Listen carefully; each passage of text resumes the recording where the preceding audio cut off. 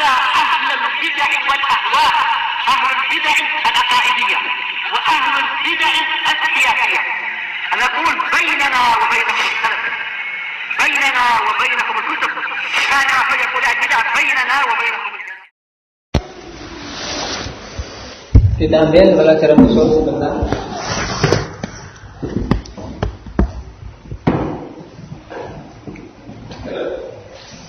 Bismillahirrahmanirrahim.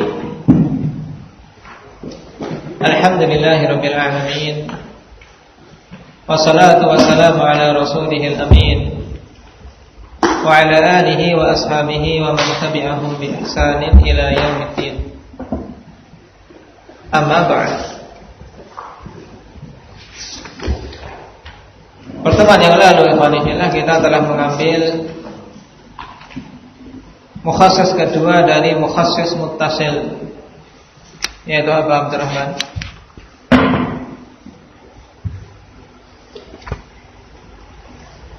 Yang pertama istitsna, yang kedua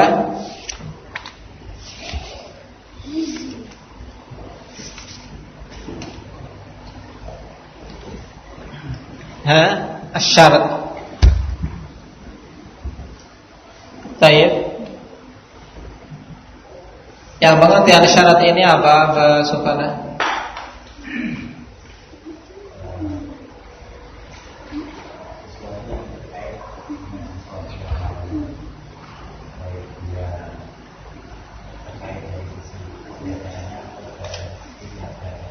Nah, ya.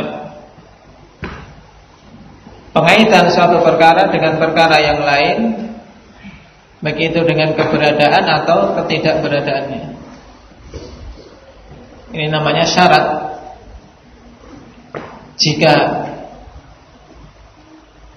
engkau menghafal surat ini, maka aku akan beri hadiah, misalnya. Maka syaratnya adalah dia menghafal surat. Kemudian jawaban syarat tersebut yaitu pemberian hadiah. Dan syarat ini yang mengkhususkan bisa disebutkan di depan, bisa juga disebutkan di belakang. Nah, ini inti pembahasan yang telah kita lewati kemarin. Kita masuk pada mukhassis yang ketiga. Tsalitsan as-sifatu. Wa hiya kullu ma asy'ara bi ma'nan yakhtassu bihi ba'du afradil 'ami min na'tin aw badalin aw hal.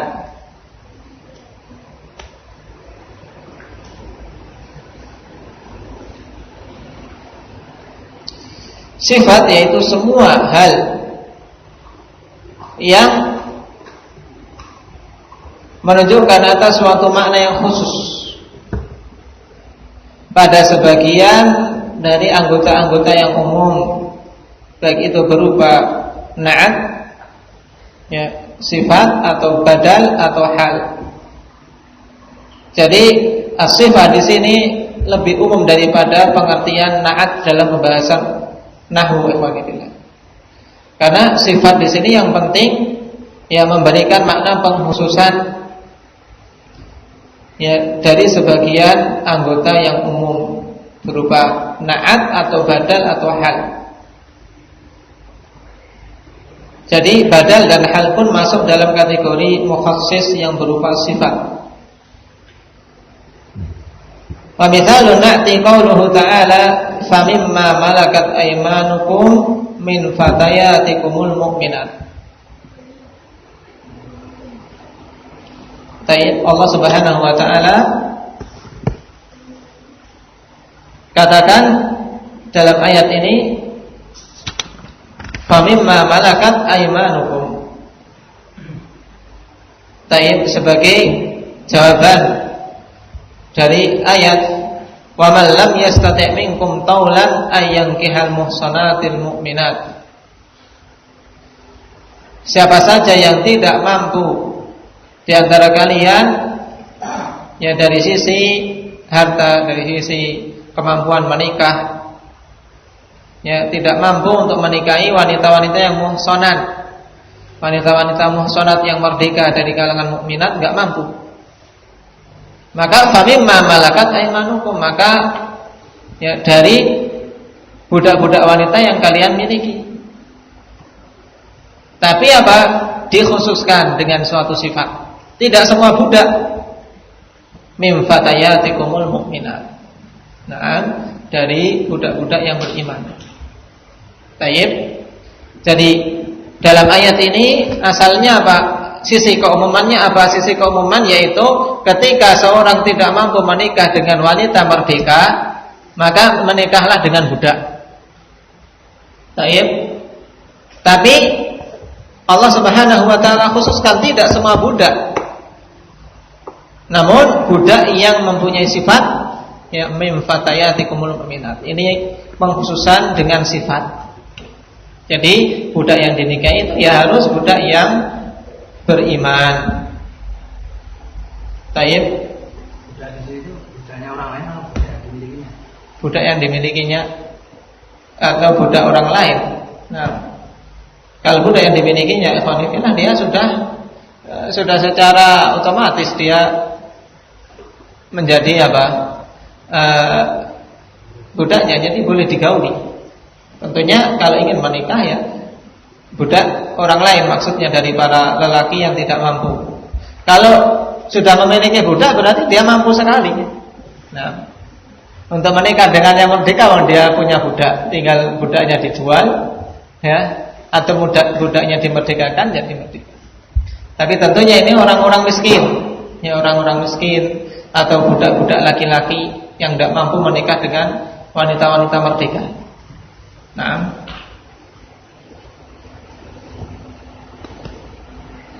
jadi pernikahan bukan ya di sini berupa apa? Tetap dalam kondisi dia sayyid dan budak wanitanya tidak. Kalau sayyid dan budak wanita ya secara otomatis dia boleh untuk menggaulinya.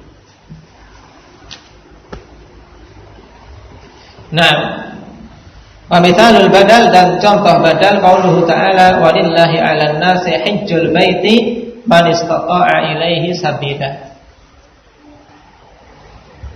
Bagi Allah ada kewajiban atas manusia berupa haji ke Baitullah. Di sini 'alan nas, lihat perhatikan keumuman ayat. Jadi Allah Subhanahu wa taala wajibkan atas semua manusia untuk berhaji ke Baitullah. Ini makna umum dari ayat qanibillah. Kemudian dikhususkan dengan badal. Karena tidak semua manusia itu wajib berhaji. Nah, tapi siapa yang wajib berhaji? Man istata'a ilaihi sabila, siapa saja yang mampu untuk menempuh jalan ke sana. Ini pengkhususan dengan sifat yang berupa badal. Ta'in. Karena man istata'a ilaihi sabila sebagai badal dari anas. Wa mithalul hal, dan contoh untuk hal yang mengkhususkan suatu keumuman, qauluhu ta'ala wa may yaqtul mu'minan muta'ammida fajazaohu jahannam khalidan fiha.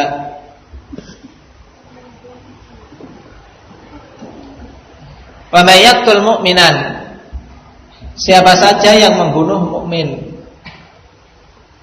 Tayyib ini makna yang umum, ikhwan. Pokoknya yang membunuh mukmin. Kemudian Allah Subhanahu wa taala berikan sifat berupa hal. Ya, bukan pembunuhan segala bentuk pembunuhan, tapi muta'ammidan, pembunuhan yang sengaja. Naam, inilah yang dibalas dengan fajazaohu jahannam khalidan fiha, maka balasannya neraka jahanam, dia kekal di dalamnya. Baik. Jadi mukminan di sini dikhususkan dengan hal. Baik, pembunuhan terhadap seorang mukmin tapi yang dalam keadaan sengaja. Nah, adapun yang tidak sengaja maka hukumannya tidak seperti ini. Dalam masalah pembunuhan seorang mukmin, para ulama berselisih pendapat apakah dia diterima taubat atau tidaknya. Tapi yang rajih selama dia ahli tauhid, masih tetap diterima taubatnya apabila dia bertobat. Dan ayat ini dibawa kepada hukum orang yang menghalalkan, sehingga dia kafir dengan sebabnya, menghalalkan pembunuhan seorang mukmin. Ini derajatnya kafir. Baik. Berarti dengan ini kita selesai dari pembahasan mukhassis muttasil yang disebutkan oleh Syekh sebagian, yaitu yang pertama istitsna, pengecualian. Yang kedua syarat, dengan menunjukkan syarat.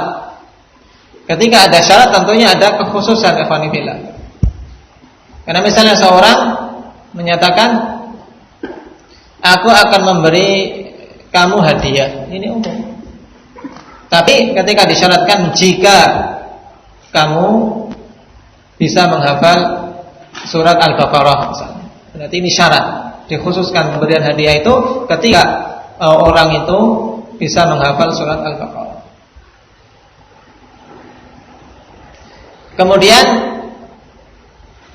yang ketiga yang baru saja kita bahas, mukhassis yang berupa sifat, pensifatan.